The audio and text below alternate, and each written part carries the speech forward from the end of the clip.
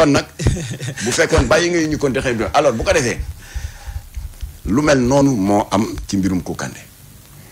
ndax Kounkandé est-ce que mën na xar paanu ndox ak miisu mburoog xar miisu mburu suñu yoon new ci ça ne nous intéresse pas ñun Jamra li ñu itteel mooy déclaration yi ñuy dégg ginnaaw bi mu yëkkatee kàddu ne dana xar géej gi. waaw parce que dégg nañu. mais loolu du ngeen ko bàyyi mu xar rek xam na.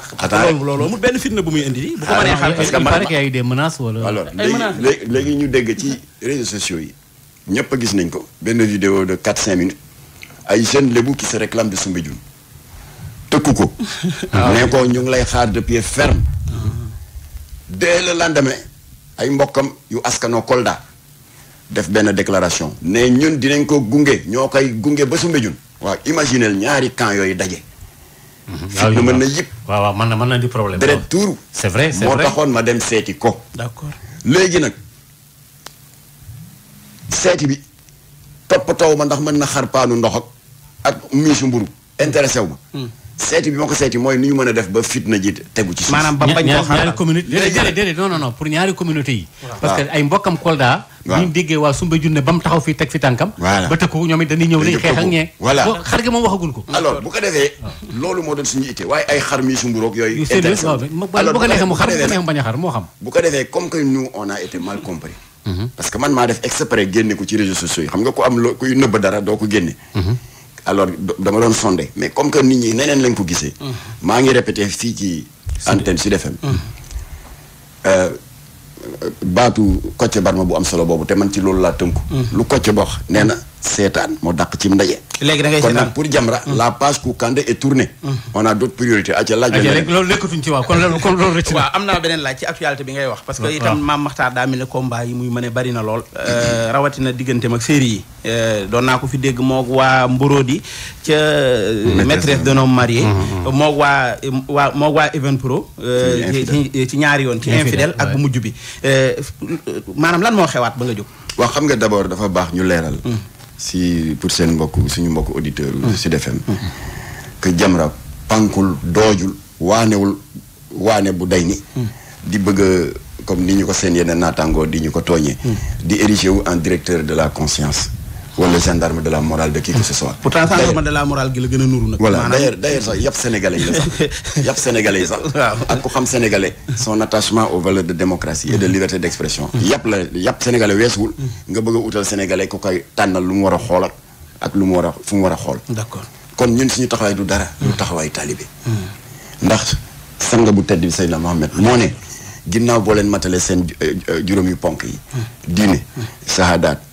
waxtuy juróom joxe azaka wooru weeru koor ak aji màkk bu la ko sa poos wala sa santé maye nee na la koy mottali mooy jul bi war na am benn ki ñetti taxawaay yi ñu ne ko ban ak ban mu ne loo gis muy raam te nar a tilimal malaanul islam yàq jikko yi wala indi lu bon ci penc bi waajib la maanaam obligation la pour jullit bi nga opposé wu ci ñu ne ko ci naka mu ne d'abord fi yeddi yii par l'action nee na bu jàppandiwul fi lisaani yii nga alerté dénoncé bu jàppandiwul fi xal bi yii nga naqarlu ko sa xol ba yàlla xam ne kii dafa néew doole kat waaye naqari na ko d'ailleurs xaritu Maodo sax daan na faral di kaf moom Abdou Latif Gueye si conférence am yi nee na normalement fi xal bi yii dañ ko war a bàyyee suñu maam yi màgget ba xubidaas toog nga xam ne amatuñu beneen kàttan dul toog seen sajaada di kurus waaye ñun ñi desee tuuti kàttan mën di yéeg ko wàcc di xuloo ko poñante nañu jëfee fi yeddi yi ak fi lisaan yi kon nag série yu bon yi ñu ngay def fi yeddi yi ñu ngay lisaan yi di wax deuxième raison bi moo di ni suñu moroom suñu naataango Ascosen te maa ngi leen di sargal bu baax seen liggéey rafet na ñoom Momar Ndaw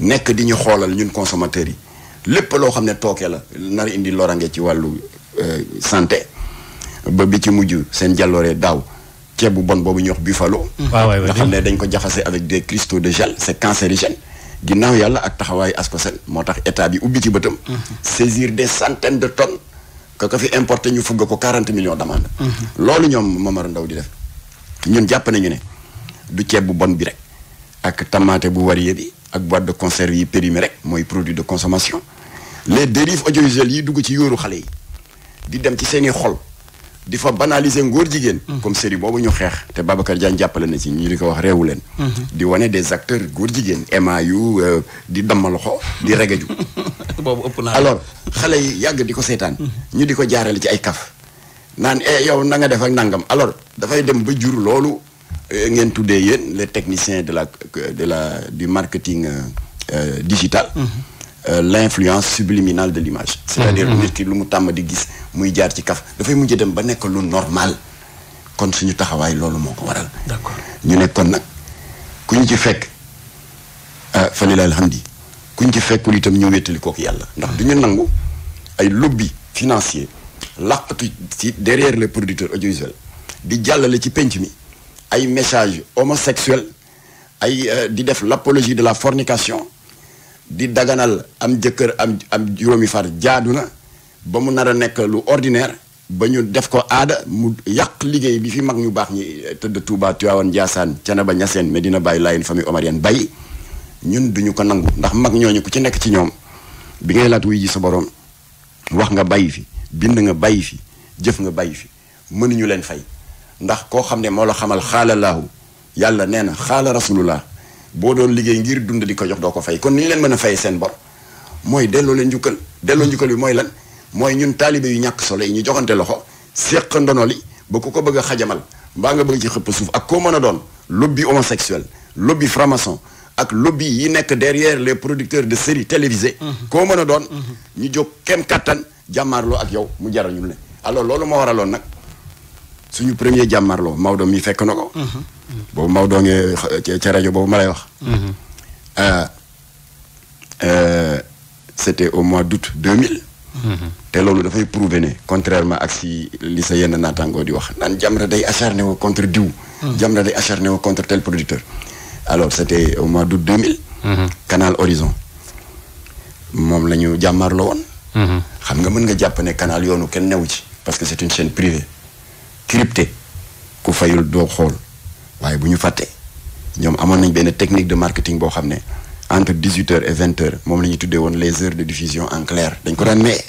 abonné ou pas. mais dañ ko daan maye woon. créneau boobu nag fa lañ doon jaarale seen caay-caay. particulièrement série bi ñuy wax confession érotique. presque pornographique xale yëpp di ko seetaan. waaye nag ñu daal di doxal njëkk dànkaafu tubaab bi muy tubaab bu arrogant il n'a même pas voulu recevoir Abdou Latif Gueye.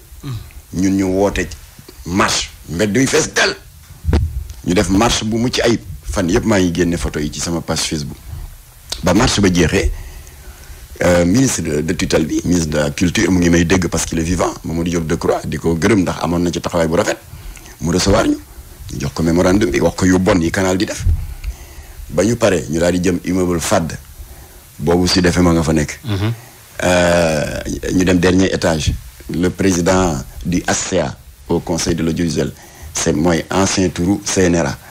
le ndem si yàlla si le professeur Babacar Kébé. mu recevoir ñu jox ko mémorandum bi. après on s'est retiré ñaari kilifa yooyu gisee en conclave génne joxe seen résultat jox ñu dëgg daal di ne tubaab bi arrêté série bi tubaab bi ne maa bañ. gars yi ne ko épisode bu jàllati ñu fëgg la amende mu dëgër bopp jàllale benn gars yi fëgg ko 3 millions d'amende mu ne du ma fay Babacar Kébé jëli parce que boobu beneen tour la amoon moom ARTP bi. amoon na beneen tour la amoon.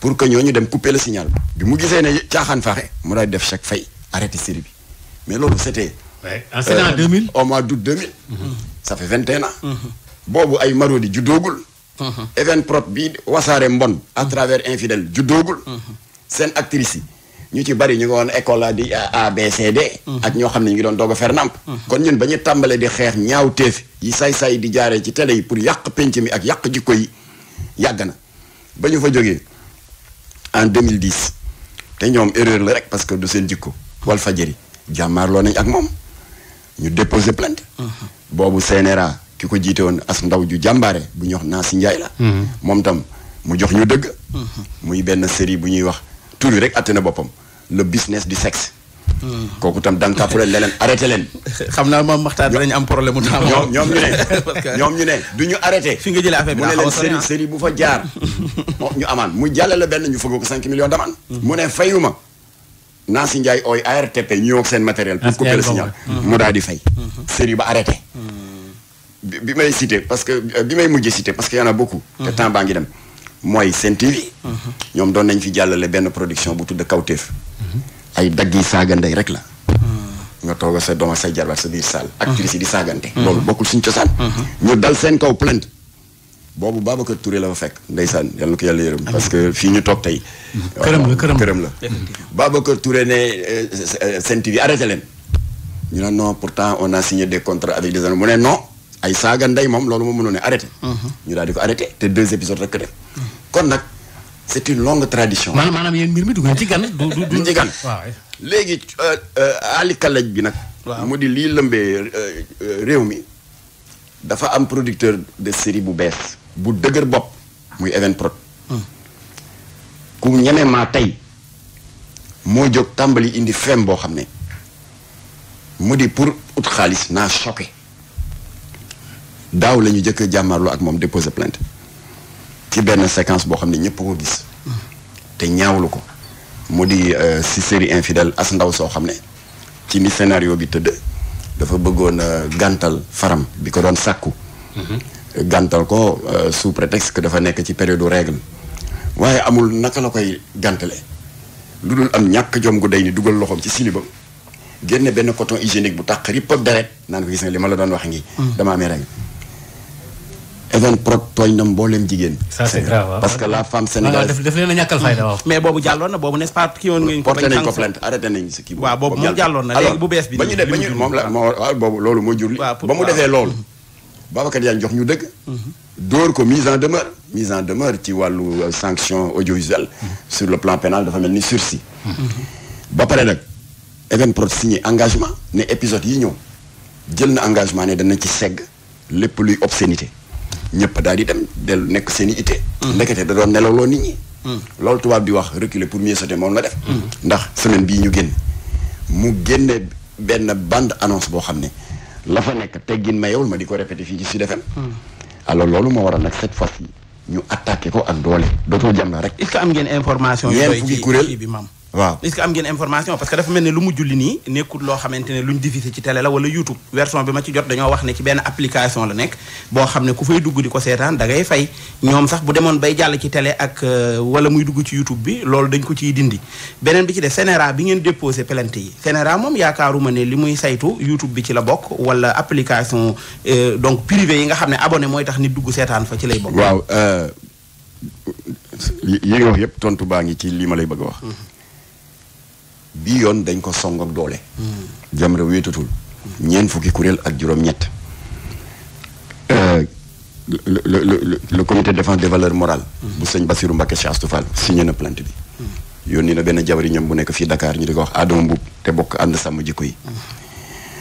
l'ONG Daaral Xuraan wal Ihsan bu imam ratib El Hadj Aliou Dia bu Tëngéej signé na. seen naataango bi ne ko 7TV di Mamour Fall. nekk le président de la convention des jeunes Tidiane signé na. mënuma leen ñim ba mu jeex. alors kon bii baa ñooñu nag mandaté nañu ba defar naa plainte yi. ñetti plainte dañ koy sonk ak doole parce que moomul nit ñi moom Evenprod. amul droit pour ut xaalis ne danaa choqué opinion bi am un nombre de vues def jël sama million def sama poche. sama ngañ newul ci valeurs yi ñu war a préserver sama ngañ newul ci la protection de la santé mentale des enfants alors plainte bi Babacar Diagne jot na bosam démb. wan nañ ko ne engagement yi Evenprod bu infidèle jëloon daaw. dëggaate na yëpp te yàpp CNRA weesuwul loolu. parce que moo fi joxoon engagement ne épisode yi ñëw dana si segg lépp luy ñaawteef defu ko. deuxième plainte bi ñu ngi ko adressé procureur de la République moom bosam tey lay dem. moo tontu ji mooy loolu nga wax. pourquoi parce que procureur amul compétence ci télévision yi. compétence am ci jumtuwaay yu xarale yi. yoon moo ko jagleel benn loi bu ñuy wax la loi 2008 011 du 25 janvier 2008 pour que bépp ñaawteef bu nit di def di ko jaarale ci jumtuwaay yu xarale yu bokkul ak télévision. d'accord. alors moom moo am. nga xam ne li CNRA amul compétence moom am na compétence. procureur mën na cee dugg moom. dama lay jox exemple. kooku presse bi di tooñ di ko dàkkantale l'insulteur public numéro 1. yi mu def ba yoon teg ko loxo est-ce que si télé la ko defee. non non voilà procureur moo jóg jël. d'accord juróom-ñaari weer tëj nañu ba génn na bu yàggul. troisième plainte bi la direction de la cinématographie.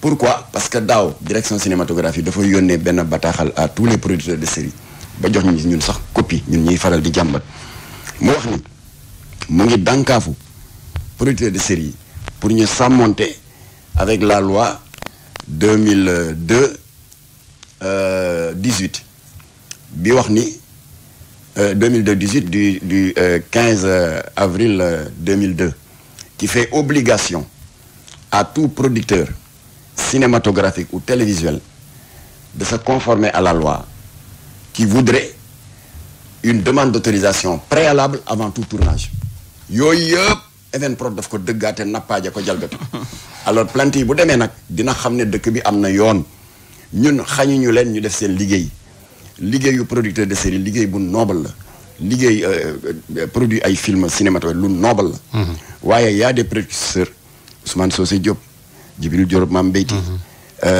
Moussa Sène Absa Cheikh Tidiane Diop bu daaray Kocc wax dëgg yàlla wax nañu à travers leur film yu bon yi am ci société bi di ko dénoncer waaye dañ koy wodd autour d'un scénario tellement intelligent que xale yi bu ñu ko seetaanee jëlee ci jom waaye série yu bees yi bu xale yi ku ko seetaan jëlee ci ñàkk jom il est hors de question ñu di ko bàyyi mu di fi law. d'accord waaw sëñ Makhtar Mame Makhtar xam naa ñu ngi lay sant bu baax a baax di la gërëm parce que daanaka journal bi 5 minutes 7 minutes ci des wax dëgg yàlla ci sa disponibilité parce que dañ ko woo rek rapidement mu ñëw te waaw te lépp mënta yegg mais yoon yemul ci benn du ñàkkaat xam naa dans 15 jours ñu woowaat la wala 20 jours ñu en tout cas nga ñëwaat indi yi bees ci seen plainte yeeg yooyu ñu ngi lay sant bu baax a baax di la gërëm Mbacke yooyu ñu ngi lay sant jërëjëf Maodo jërëjëf Mame Makhtar waaw xanaa delluwaat rek di am mbégte rek ci daal dina la seen ëtt bi li may mujjee wax rek message pour les actrices de série xañu ñu leen seeni rôle d'actrice bari na ñu leen jiitu ci liggéey bi dans la dignité génn ci itam dans la dignité waaye dama bëgg ngeen xam ni te li tax ma wax ko dama ko xam ndax métier bi def naa ko 19 ans pendant 19 ans jiite naa le service informatique du CICES dans l'histoire du CICES maa nekk le premier chef de service informatique du CICES yii ngeen di def di futteeku ñu di ko jàllale ci réseaux sociaux yi di ko kex-kexi serveur yañ koy denc YouTube ak Instagram am nañu une durée de vie de 30 ans kon na ngeen xalaat ne ëllëg da ngeen bëgg am borom kër ëllëg da ngeen war a am doom dara gënul ñaanal sa doom ñu génn vidéo bi ne gis nga sa ndey na mu daan def dara jaru ko kon nag